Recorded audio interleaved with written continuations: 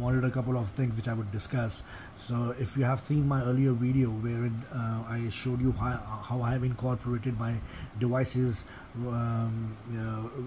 in my bedroom with Home Assistant, home automation operating system running on Raspberry Pi, you would know that I have a Raspberry Pi running Home Assistant that controls all my devices, like my bedroom lights, my air conditioner, television, my speakers, and etc, etc. So now this project would extend the same automation system and would add another device in it, or add another automation device in it, which is called DIY multisensor. So it's as it says, the multisensor. What it's gonna do is that it's gonna have a motion detector, it's gonna have a light sensor, it's gonna have a temperature and humidity sensor. So all these sensors would be incorporated into one single device, and then I would integrate the same device into Home Assistant. So again, the Home Assistant would be the main hub, and that would be used to control the DIY multi-sensor device which I would be creating. So this video is just to show what are the devices which I would be using, and then the next part would actually be showing how I have created the entire setup. So the things which I would be using is this is the main chip which I've been using. This is called Node MCU. If you Google, it's called Node MCU. Probably it's written somewhere on the chip itself. Wait, hold on. No, it's not written. It's written on the back side of this chip. I've actually punched that into the breadboard. This makes it easy for all the DIY projects.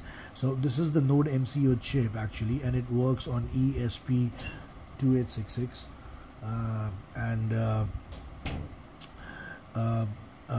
and what it does is that it creates a Wi-Fi zone, of course, and it connects to your Home Assistant home automation, and lets you do all kind of DIY stuff.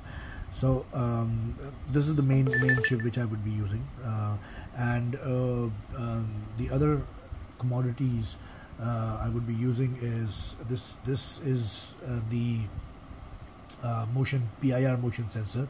It's AM312 PIR motion sensor. That's going to detect the motion movement. And then this is the light sensor. It's very tiny. That's the light sensor, and this is called TEMT600 light sensor. That's exactly it's called. If you can, it's written right here, TEMT 6000. So that's the light sensor. It came with these connectors which I have soldered across here. So this is for the light sensor that I would be using, and this is for the motion detector.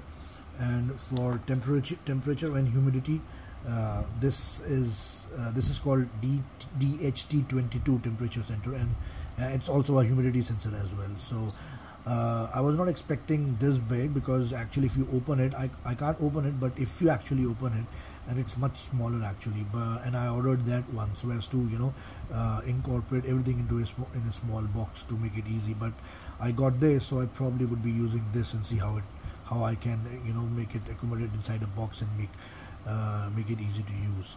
So this is the temperature humidity sensor, and finally we will be using an LED light emitting diode. This is a little bit different from the usual LED. The only difference is that the usual LED is a single color or or bicolor.